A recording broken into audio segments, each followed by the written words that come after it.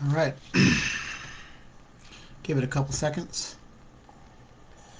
Mm, it's faster than usual.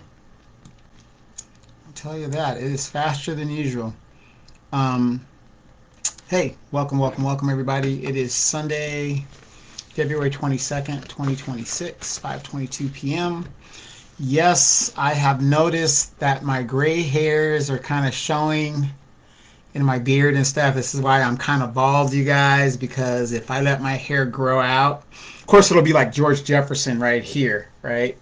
You know, I could grow the sides out great. It's just the top is really thin now. But no, and all joking. If I let it grow out, I would be really salt and peppered. Really bad. So, but the funny thing is, when I started shaving my head about 10, 12 years ago, whenever it was, I look exactly the same. At least that's what people are telling me, right? Other than the, you know, because I know right here, there's, anyway. Anyway, great conversations we are having on the podcast. I just got done with the Demetra K show. Great conversation in regards, who are the next great leaders. As you guys know, Jesse Jackson, Reverend Jesse Jackson, recently passed last week. You like him, you don't like him. The fact of the matter is, the man did some good things, and some things we all know about it. And I guess it's a family thing there, so that's something internal. Nobody's perfect. I'm not a Jesse Jackson guy. I just he was one of the ones that termed African American and um, the Rainbow Coalition. Um, when I talk to my Hispanic or African friends, and right now they have an issue with black people delineating and not helping and sitting out. What I keep trying to tell them was the Rainbow Coalition was formed in the early 70s. This was Jesse Jackson's contribution to getting other groups to ally with us for justice, equality, and making this country a great thing, and yet they chose not to do it. So if you're not a Jesse Jackson supporter, I get it. That's your right to be what it is. But you got to give him his flowers on the things that he tried to do and obviously was unsuccessful in doing that. So, what I want to talk about is it is tax season time. Taxes are going to be due, I guess, April 15th. We're drawing down to the line.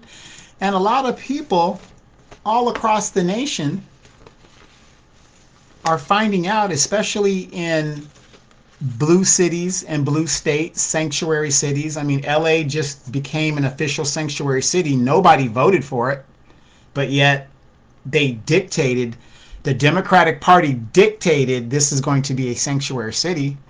So again, all of my friends that support the Democratic Party, and that's your right to do that, but it's also my right not to. I left the Democratic Party after 2 terms of Barack Obama, and black people didn't get anything. And black wealth was stolen.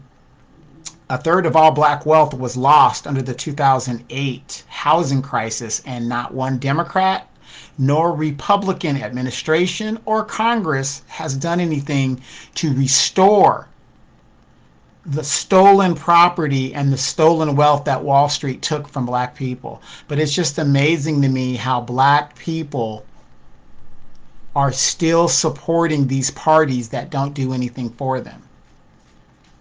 Right? So I noticed in my tax bill that my bill went up by a third. And for those of you guys that don't know how property tax works, see, a lot of you guys, I put a video up earlier off of YouTube, and I explained basic economics. When you let 27 million people into the country and they come into your neighborhood, and there is a demand for more housing, there's a demand for more food, there's a demand for more gasoline. Economically, the prices go up. But if you get those people out of here and there is no demand for housing, there is no demand for food, there is no demand for fuel, the prices come down. That's how basic capitalism economics works. And that's the best way I can explain it in its purest form. Now, we were on the Demetra K show, and some people were, talking about like monoliths and stuff like this. The problem with black people, in my opinion, is the Democratic Party feels they don't have to do anything for black people because you're going to vote for them anyway. That's how they feel. And it actually shows. You were told this is your nominee, Kamala Harris. You didn't go through a primary. She didn't do any of that. And I want you guys to remember this date. Kamala Harris, if she's running for president in 2028, she won't make it out of that primary. That's just a fact. She is a very, very bad candidate. People, they're done on the woman of color bullshit. It's not going to work, right? That is why right now the Republicans are funding Jasmine Crockett's campaign to make her the Democratic nominee in the general election against, I guess the incumbent is, I forgot what his name is, but the point is they want Jasmine Crockett to be the nominee because she's very unpopular overall. Now, she might be popular across the nation, maybe in all these, sororities and the city girl stuff, whatever the deal is, and that's fine. Like I said, I'm going to call it the way I see it. I'm not saying she's not popular. My problem with Jasmine Crockett is she's a very intelligent woman. Why she's cosplaying as a city girl, blah, blah, blah, when that is not her background whatsoever. It makes her look ignorant. It makes other people who have an education similar to her, there's no distinction between, us and them or whatever you want to call yourself. But politically speaking, the Republicans are smart because no Democrat has won statewide office in almost 38 years in Texas. Look it up. I think the last Democrat to win statewide office was Ann Richards, and she was the governor.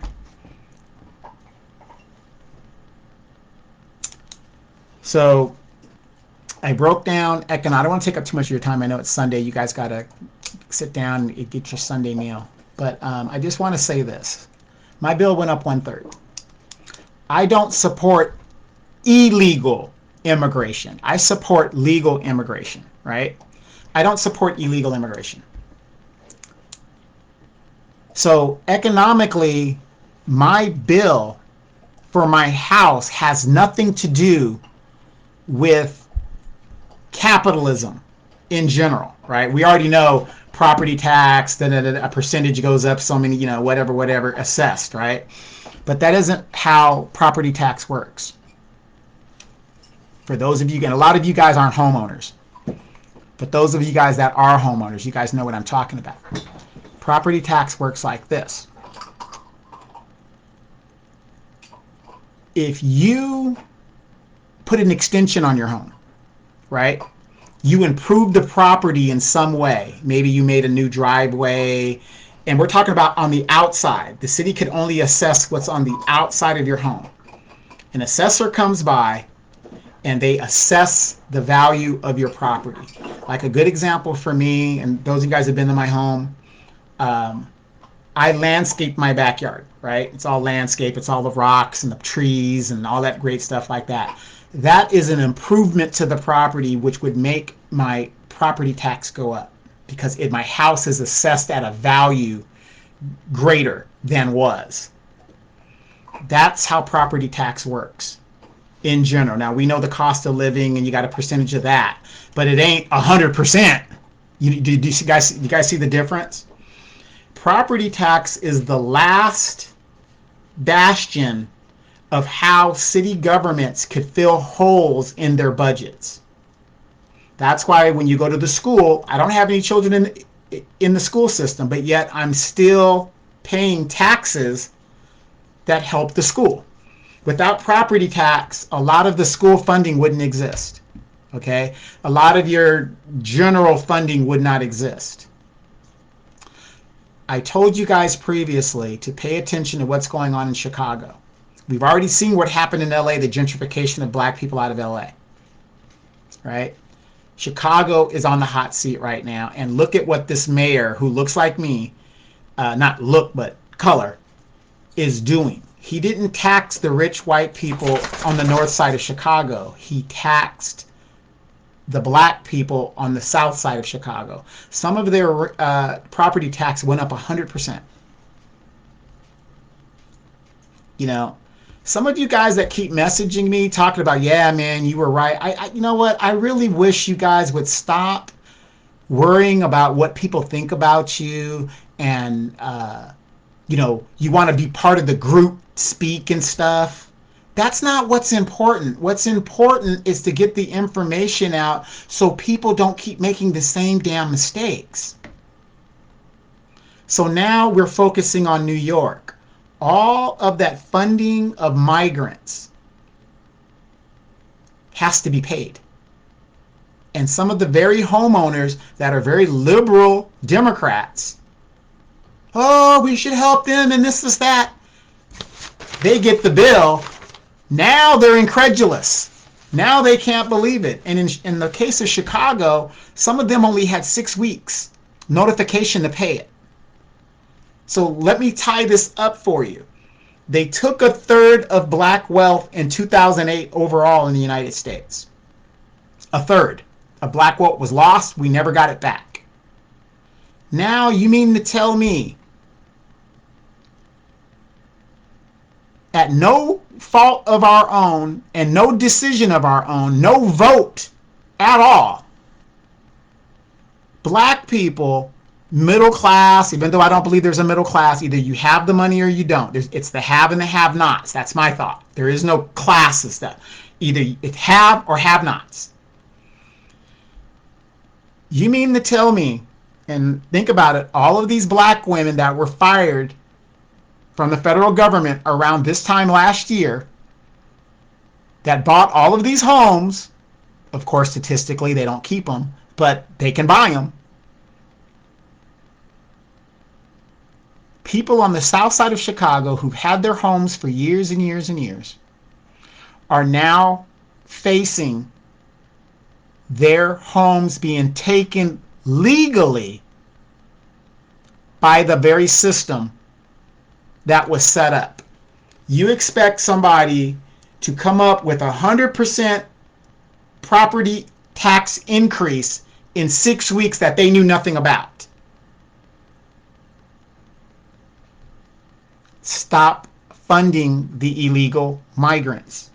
For all of you liberals out there that don't understand economics, here's a quick lesson. China is the biggest communist country in the world. Their economic system is not based on socialism because they realize you have to pay for these things. And in America, the last bastion of hope to pay for anything in a city's budget is the property tax. Thus, you see what's going on in New York. Now, I know a lot of you guys get pissed off at what I'm saying, but a lot of things is I've been right most of the time. I have been right because you guys, some of you guys that know me, I'm a political junkie. This is what I do. This is what I read. This is what I study. Of course, I love aeronautics, but politics is my thing. You see me at city council. I'm involved. That's why a lot of you guys that have your opinions and you leave your comments, I totally disregard it because I don't see you at city council. You don't know what you're talking about. You get your news from dumb and in. That's why I could dismiss your sources, okay? Just like you dismiss my sources, I could dismiss your sources. But the fact of the matter is I've been right. And I really wish a lot of you would stop being afraid of what people think and actually put it out there rather than messaging me saying, yeah, man, I'm sorry about this. You know, I'm looking at it this way, da, da, da, da. No, do better. Just do better. Just do better. New York is now doing what Chicago needs to do to pay for the migrants. You've been here all your black ass life. You can't get any support from the government. You can't get help when a tree goes through your roof. The insurance companies are fighting you.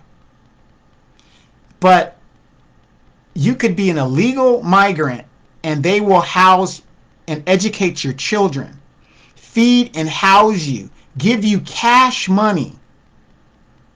How are they doing that? By making you pay. Now, I'm not for illegal immigration. Why should I pay? Those of you liberals, here's my question. Those of you liberals that are for illegal immigration and you want to do this kumbaya shit, come out of your pocket. Come out of your pocket and pay for these folks. Why aren't you doing that? But you got people who aren't for this bullshit paying for it. No vote, no question and answer, no debate. Taxation without representation. And the sad thing is, the people that you guys are fighting for wouldn't piss on you if you were on fire. Because at the end of the day, they can go back to their home country. Who do you think is paying the $3,000 Homeland Security is giving for these people to self-deport? So not only did it cost the taxpayer money to bring them in here, it's going to cost taxpayers money to get them out at the discretion of my children. That's treasure that my children can't use. And I say this all the time, and I don't care what you guys say. I have traveled the world, and a lot of you guys on here have traveled the world too. A lot of my military friends and family and all that other stuff. You've traveled the world. You take your ass to any country you choose and go there without a passport. Do what these people are doing here and see what happens to you. To me, that's the litmus test. Go to another country, even with the passport. Overstay your passport and then demand resources. It's common sense. You cannot go into another country and work without a proper visa. They do that to protect their people. They want to give their people a chance to work. Like I told you guys, it's about competition. Let's say there's this great big job, right? It's only one spot, right?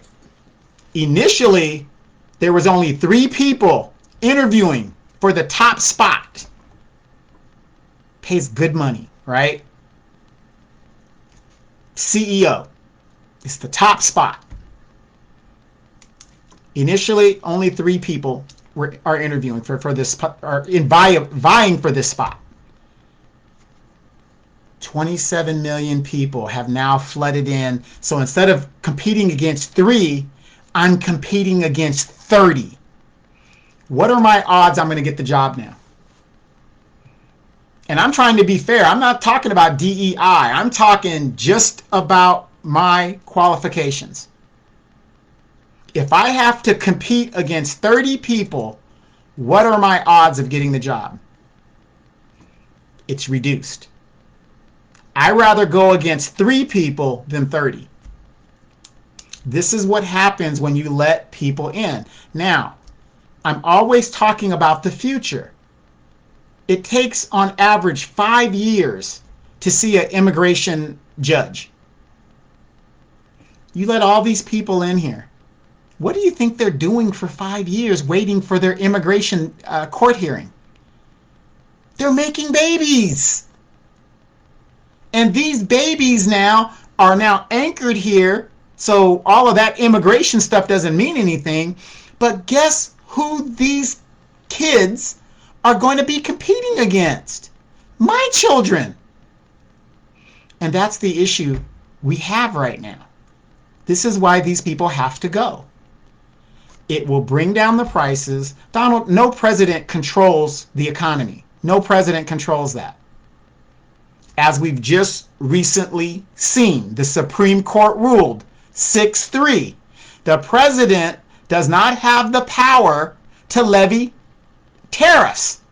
That's Congress's job. But see, a lot of you guys, you don't know what the fuck you're talking about because you're not educated. You just go with the soundbite. You don't know what you're talking about. In this country, we have checks and balances. If the Congress does not want to do their job, and they haven't done it in a long time because they conceded a lot of power to the executive, this is why shit has to go to the Supreme Court. A president cannot control tariffs. A president doesn't control an economy. A president does not control gas prices. It's like I just explained to you at a 6th grade level. The more people you have, the bigger the demand. The less people you have is the less of the demand. Oh, ever since Donald Trump became president, the prices are just, they've never gone down. It's just so damn high. 27 million illegal immigrants have come into the country, and most of them are still here. They're still here. So how could you expect the prices to go down? My point of this video is Los Angeles, Chicago, New York, Maryland. Next city up, Boston. Next city up, Boston. Nothing is free. You have to pay for it sooner or later. So those of you guys that are in blue states, notice this is in blue states. Taxes are going up in red states, but not at the rate of 100%. No, that doesn't happen. Property taxes are assessed at the value of your property. If you got a big old hole in your property and the house is run down, is that house worth $1 million? No, it's not. Property assessment is what values your house. So please, somebody please explain to me how my property tax outside of a 2% annual raise, I'm just going to throw that 2% in there, right? Cost of living, whatever you want to, COLA, whatever you want to call it. I've done nothing to my property in 5 years that would justify a third of my bill going up.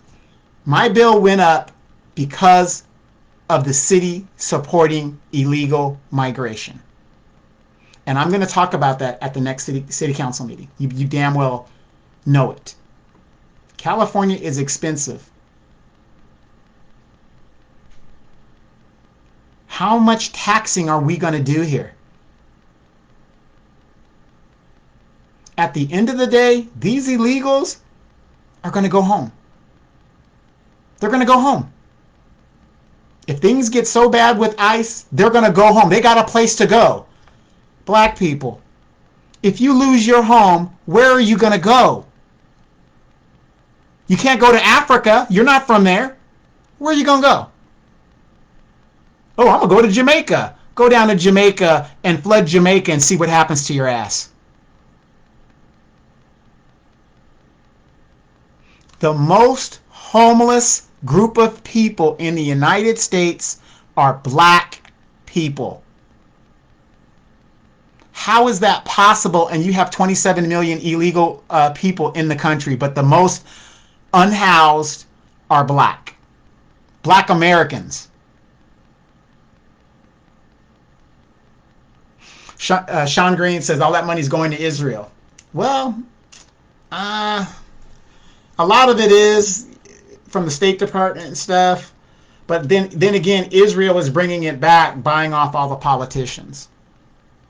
Ilhan Omar, Somalis. Jasmine Crockett is a big one. Jeffries is a big one that gets a lot of money from AIPAC. All of these folks. But my question is that, black people, you better get your ass down to your city council and see what the hell is going on down there. Because when you open up your tax bill like I did,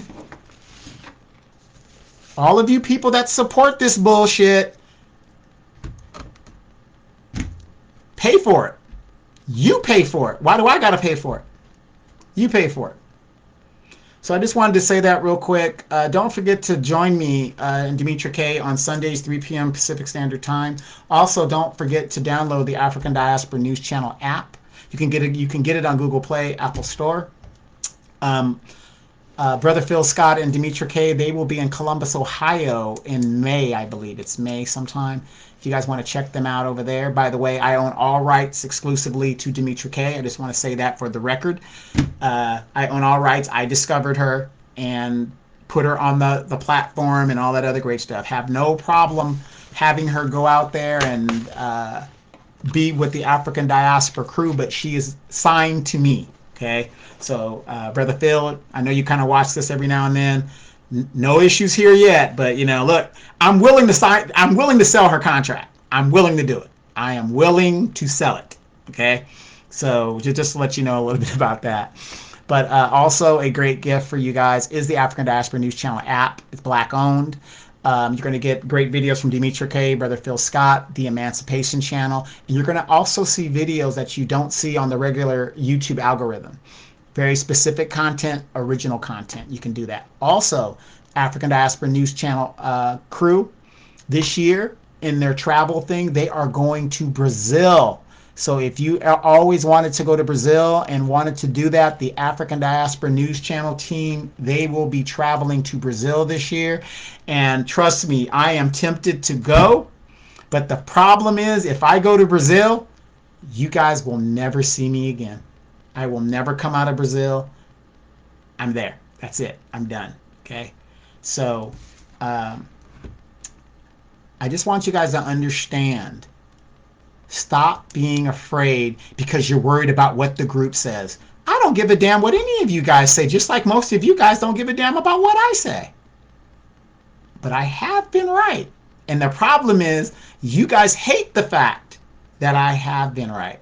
I predicted Kamala Harris would get blown out in a landslide, and she did.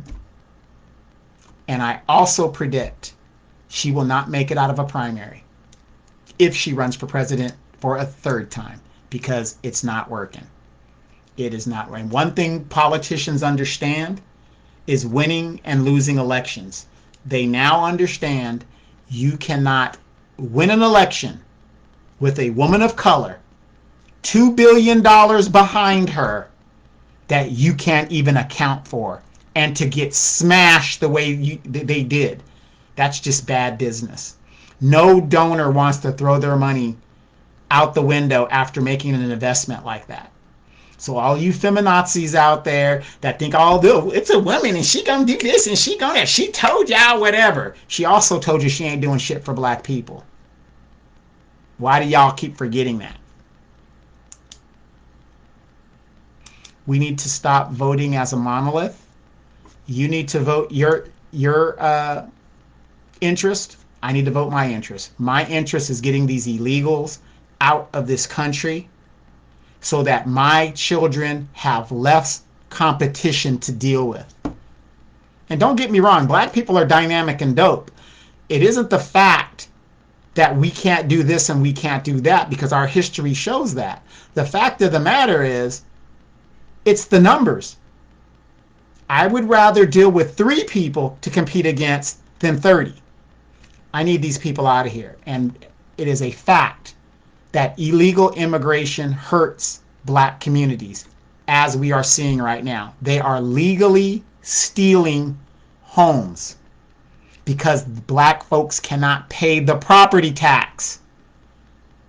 This is what they're doing. Wake up. Jessica Jackson of Chicago talks about, Danny C. of Chicago They talk about this stuff that's going on in Chicago right now, and from what I'm hearing, it's happening in Boston. They are legally taking black homes because they can't fund the migrants. So how they're going to do it? Raise the property tax. 100% in some cases. Y'all Negroes better wake up. Donald Trump, this, Trump, this, that. Trump ain't shit. He ain't shit. No president could do anything other than their specific duties according to the Constitution.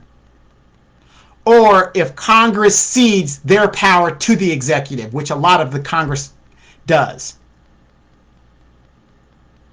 Y'all better wake up. And if some of y'all are in jeopardy of losing your homes, especially you single black women out there, I told you so. Catch you guys on the next show. I'm out.